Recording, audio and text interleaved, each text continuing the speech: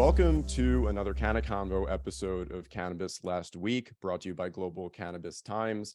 I'm your host, John Puro.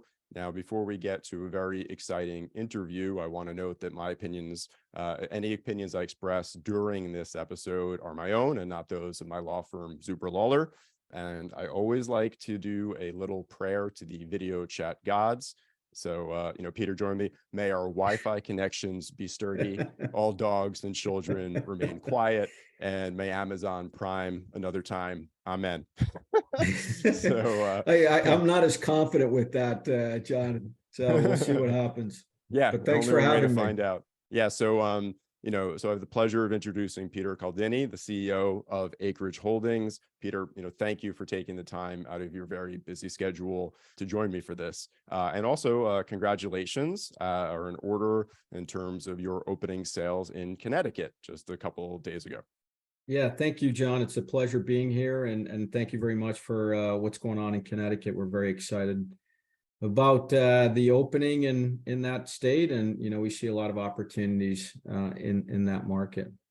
Yep. In terms of when we met, we had an opportunity. You have a very, very, interesting background and experience. So I was wondering if you could touch upon that a little bit, and how you transitioned into the cannabis industry.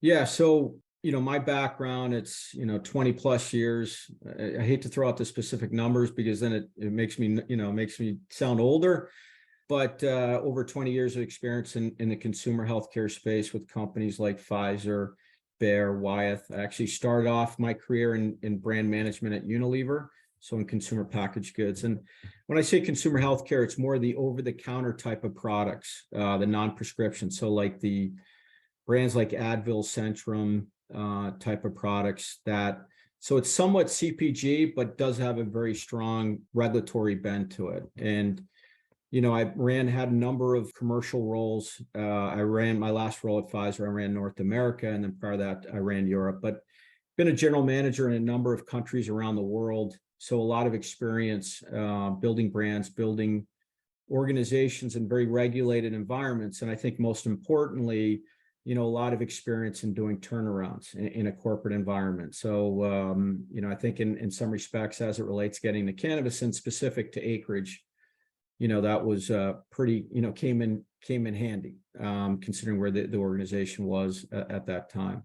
So that's kind of my professional background. I mean, I first, like a lot of people, I was interested in the cannabis space. I saw a tremendous commercial opportunity. And I think this goes back to 2016, 17, while I was still at Pfizer. And, so I started really looking into it. And I think the thing that really impressed me the most, not only the commercial opportunity, but you really started understanding what is the power of the plant and really the health benefits. And, I always looked at cannabis as a healthier alternative to alcohol, but more on a recreational basis. I was really unaware of some of these significant health benefits. And that's where I really became a believer in the industry. And I really wanted to get into the industry.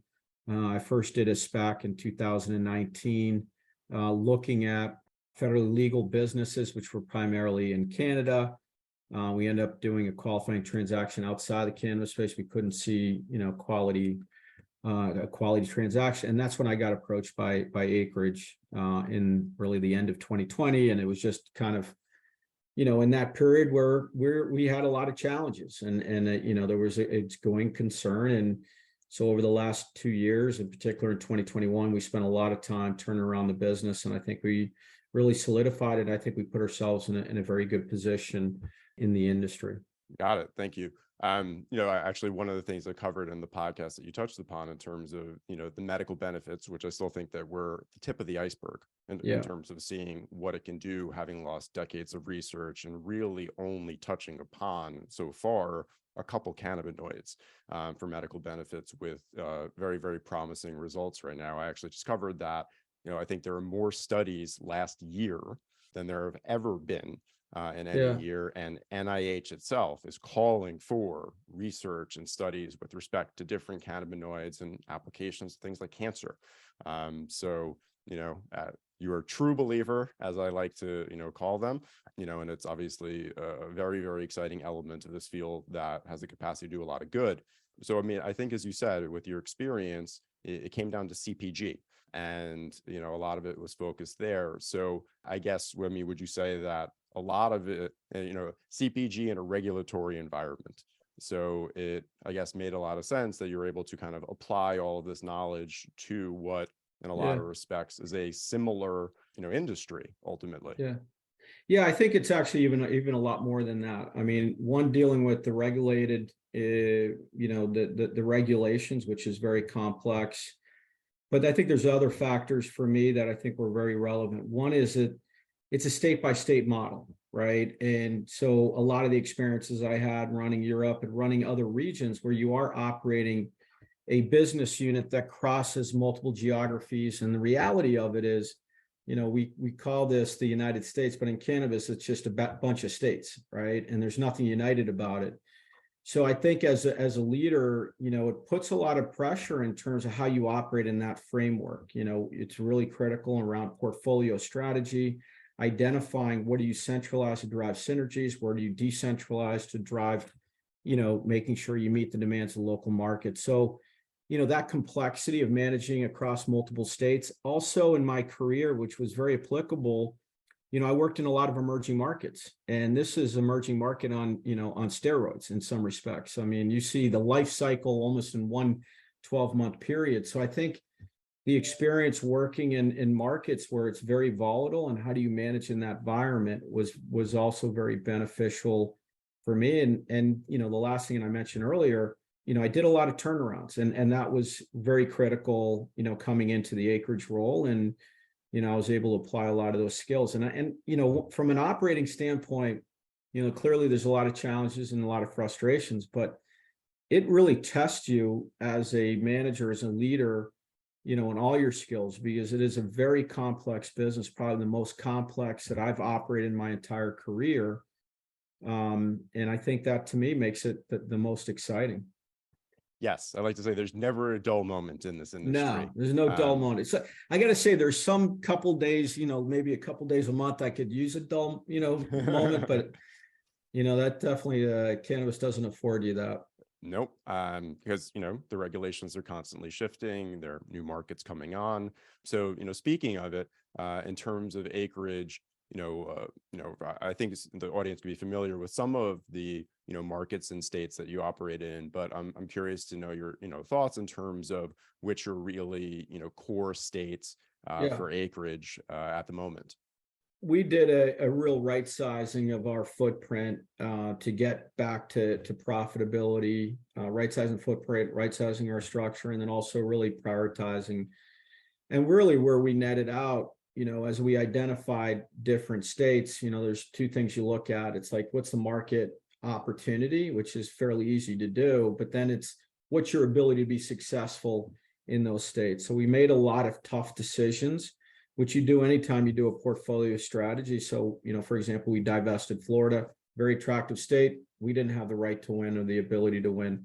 And so now our footprint's really focused primarily in the Northeast and also some Midwest markets. So looking at Illinois and Ohio in the Midwest, we're also in Pennsylvania, New Jersey, New York, Connecticut, Massachusetts, and Maine, and feel like I'm missing something. But so those are primarily the states. And, within that, and a key component of what we do is we're always really defining what our portfolio strategy, what states we're prioritizing. And for us, it was really around New Jersey, and also up to a certain point when we thought there was a better, more clarity around adult use, was New York as well. And that was the two priority, markets for us, in addition to Connecticut. Obviously there's a lot of questions in terms of the adult use market and how that's going to roll out. So our priorities are really around New Jersey, which we have, a great opportunity there. We have 2 operating adult use dispensaries. We're going to have a third one opened later this year. Great locations. We're very excited. It's a new adult use market, very strong, brands we have in that state. And then also Connecticut, that just won adult use this month. So those are our 2 priorities, I would say, and going into 2023. We'll have to see what happens with New York. I think we're still very confident, we're going to be able to operate in the adult use market, but I think everybody's seeing the challenges from a regulatory environment. Then the outer years, it's going to be around Ohio and Pennsylvania. We expect that to, at a certain point, going to adult use as I well. mean, Ohio, I think was very interesting because, it seemed like it was good and it was going to be on the ballot. And then there was this, political deal made. So, either I'm not hopeful that it will pass legislatively, which I think is the first step, but it could be on the ballot this year. And the way that I think it's, planned is that medical operators get to cross over. So Yeah. similar setup that's, I think, advantageous for how you position yourself, just like in New Jersey. Yeah. And yes, New York is going to be an interesting one. Yeah. I'll say that in terms of some of the, it's very interesting to me when regulators just, they don't look at what's happening in other markets and they try new things. And, and I think that that's happening to some extent, but, fingers crossed. So you have my home state, New York, and I'm sitting here in New Jersey. So obviously it's very exciting. And I know that, they just said, the figures came out for the third quarter 2022 and they just greatly expanded. So I think there's still a lot of room for growth in New Jersey. So you alluded to, how in different states, there is, different demographics that you're catering Yeah. to, and you referenced your brands. So I was curious to, have you touch upon how the brands are structured and, to what demographics they specifically cater, Yeah. and the company's approach with respect to that. Yeah. So, obviously it's a state by state model, right? We try to have consistency in terms of our brands across all the states. So our biggest brand is The Botanist. I would say we position that kind of more from a pricing standpoint in the mid tier, but we like to price in the premium part of the mid tier segment. And then we have Superflux, which we've been rolling out in a number of our states, which is for the cannabis connoisseur, in the premium segment. And, as a business and as an organization, and you look at our strategy, we feel that we have to compete in that premium segment because we just don't have the scale to compete in the value. And, because value is all about scale. It doesn't mean that we would stay away completely from that segment, but our priority is really in the premium segments with both these type of brands. And I think in order to reinforce that, you really need to drive the quality behind it, right? And, like a lot of players, there's not always consistency across the states, because it's different facilities and this is a different world than where I came from in the past, where you have one production facility for your entire region. And so therefore you get consistency. Well, this is cannabis, you're dealing with the plant. The federal guidelines prevent you from actually having one supply source. So you are going to have different consistency. And, in some states, I say we're really where we want to be from a quality standpoint. And in some states, we have to work to it. And that's how we kind of position the portfolio from a branding standpoint. It's more from a pricing segmentation. The Botanist, you see it across all the different product segments. That's really kind of our mainstream brand. It's our largest brand, and we try to leverage that across, a lot of the users. So, touching upon, like you said, right, that you have to have a different grow in every state, right? And it's always going to be segmented. Each is their own little, microcosm, and you reference what I like to call the connoisseurs. I recall moderating a panel with some of the, the big brands out of California. And, there's discussion of catering to the connoisseurs and catering to the canna curious, right? Yeah. And they all said, just like you touched upon, is bank on your connoisseurs. They're your definite regular customers, right? And what do they appreciate? Quality. And I think that there is, as we've seen in mature markets, there is this focus on potency. These are people, just who have higher tolerance. I like the brand as a trademark geek, in my practice, my daily practice, just as a brand that emphasizes, has super built into it, makes a lot of sense. From my understanding, Superflux, I think, is focused on vape products. Yeah, primarily. Yeah. Right. And I guess the advantage of a vape product to a certain extent is you might have the different grows, but once you get to the extraction process, right, it's going to be a little more consistent. Exactly. Which is what everyone is, ultimately trying to do if there are the consumers hopping and buying in different states. You alluded to a little bit, right? So in terms of the trends in markets and where we're going to see, legalization developing. I think Ohio is directly in the pipeline. And I think that one that is very appealing to a lot of people, and everyone thinks that in the Northeast, is the last big domino to fall, is Pennsylvania. But we're not quite there yet. It's very frustrating when you see, polls showing broad support, but, just the way that things play out politically, it's not, one thing I think that came out of the November elections, right, is that one of the two state houses flipped to Democrats, very, very tight. But maybe there's more capacity there to kind of exert, pressure for something to happen. So any other markets that that you guys are, focusing on besides, say, Ohio, Pennsylvania, that you see turning, moving to adult use legal? I mean, Minnesota, I think, is one. I'm just curious to know what else jumps out at you as opportunities in the next couple of years. In terms from a regulatory standpoint, I mean, we look at it really from the standpoint, where we are today. So I'm not really tracking some of the other states. I mean, it's hard enough to track the states you're in, and, unfortunately, we're wrong most of the time, right? And, so if you look at, and, you look at in Ohio, I mean, we're well positioned in that state. We're probably a market leader. So any type of regulatory change is going to really benefit us.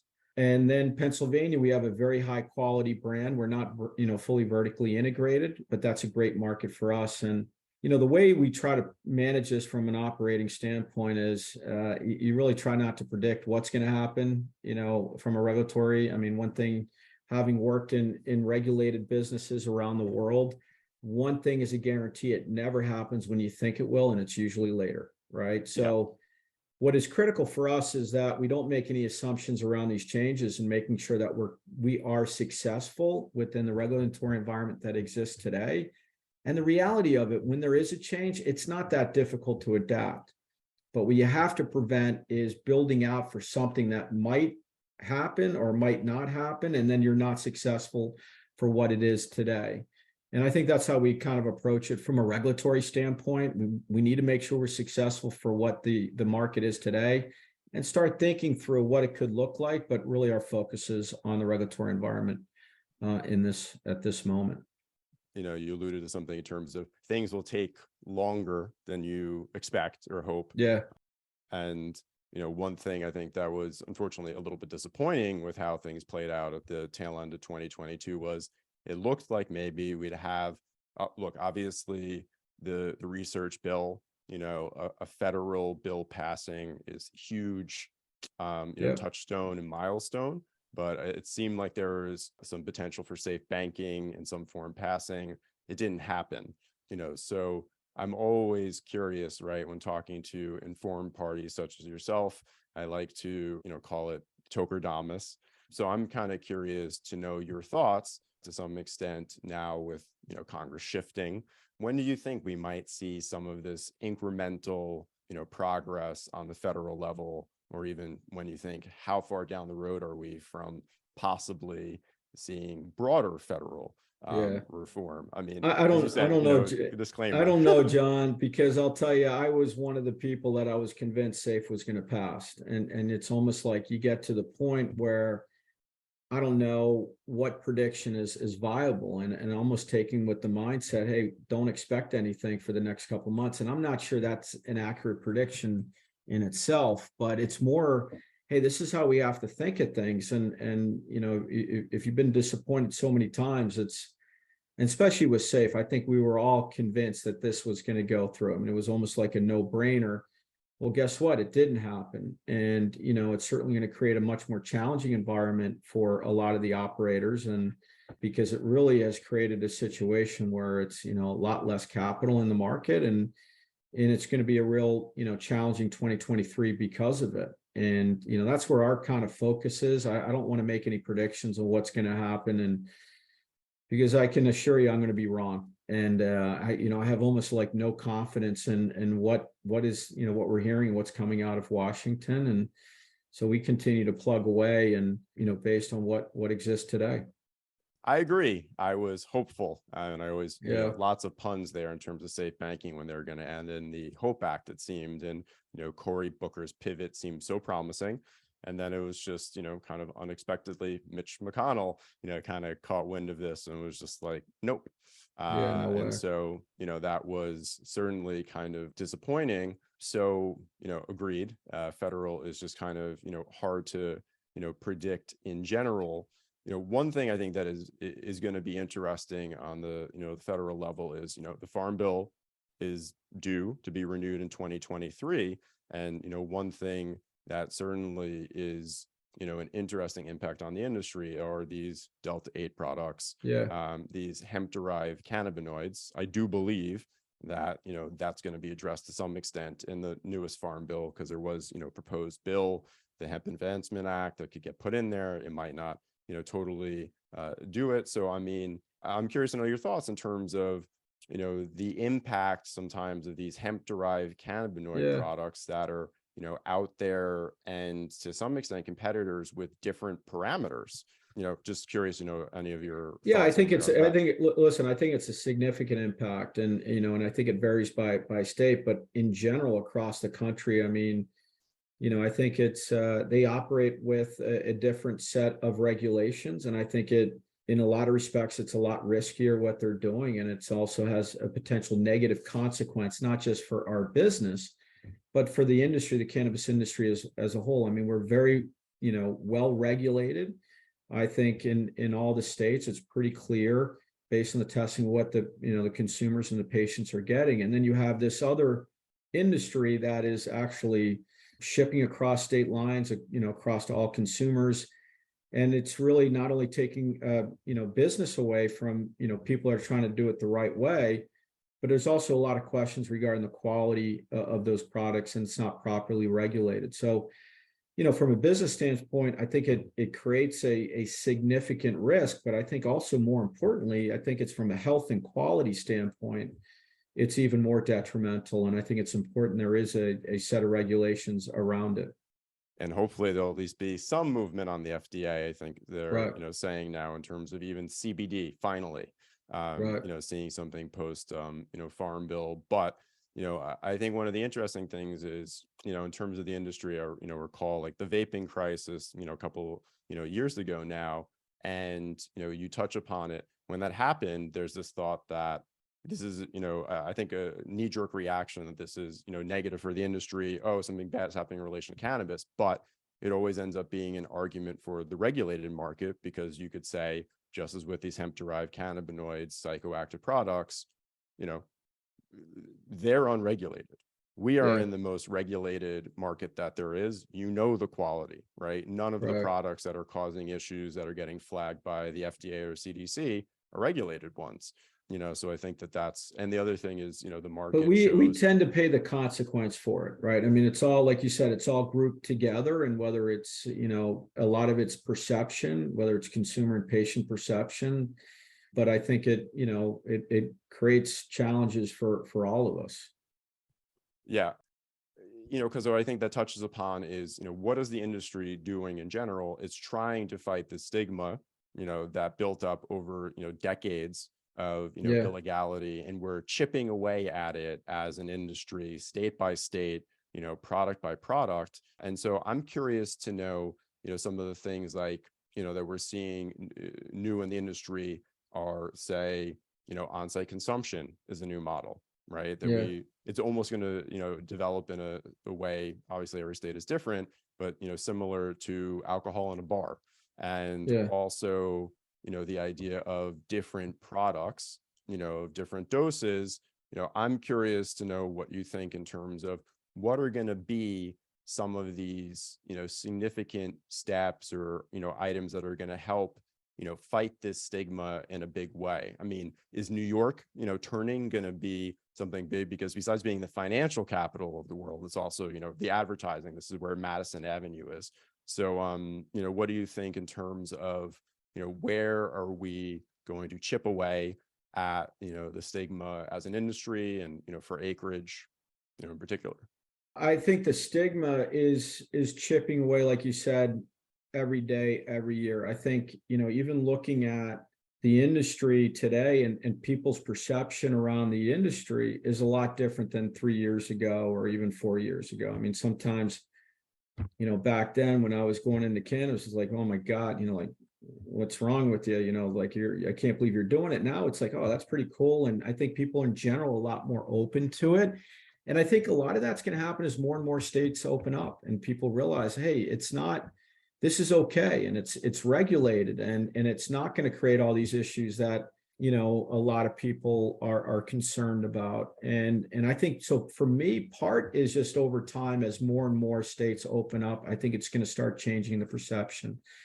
Because I think the public view on it today is fundamentally different than it was like 5 years ago. And I think it's only going to increase. So to me, I think that's going to come through time and as more states open up. I think as it relates to, consumption lounges and things like that, I think, where the industry is going to start going, and you mentioned before, it's all about price and THC levels, right? And I think, the industry has to start getting to more around, how do you create that differentiation beyond the price? And it can be different delivery forms, flavor profiles. It can be around the level of onset, to build up that consumer and patient loyalty that I think doesn't really exist today. And I think that's where you're going to determine the winners and the losers. And that's less about, that's not really answering your question around changing the image. I think that's going to happen over time.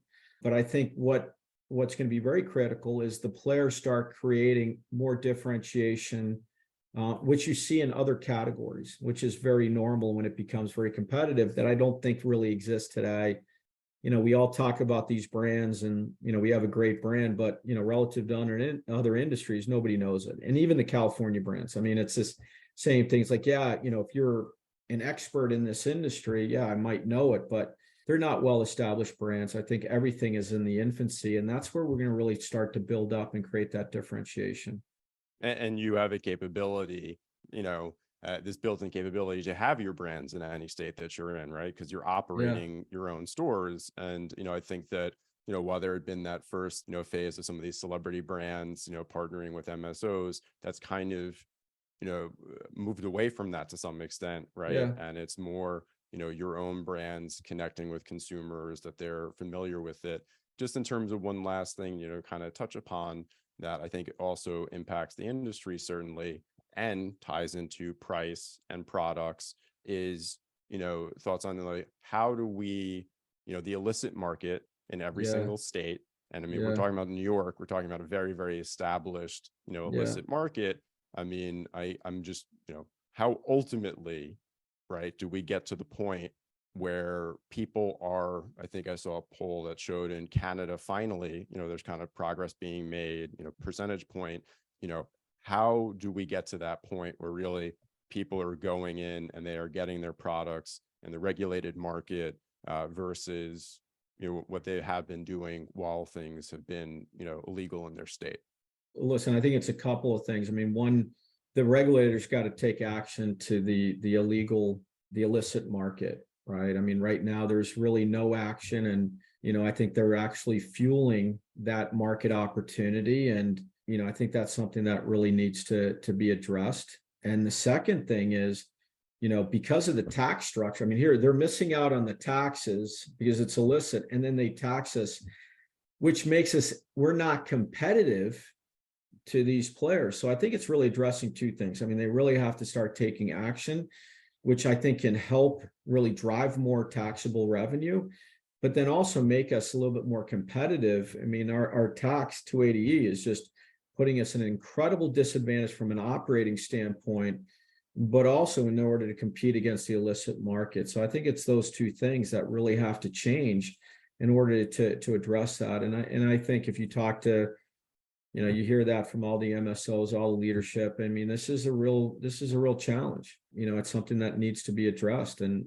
we continue to, pay the amount of taxes that we are. And it's also going to destroy, and I think it's a real sad thing, it's going to destroy the whole social equity movement. I think they're not positioned. First of all, they're not aware in a lot of cases that, hey, I'm going to be taxed fundamentally different than, other businesses. Can I sustain that? And I think, it's going to be the second, coming of the war on drugs in terms of setting, people that you want to help out, setting them back another generation. So, a lot of this is around the politicians really waking up to the realities of what's going on in their states, as well as at a federal level. Can you really be more aggressive in addressing this?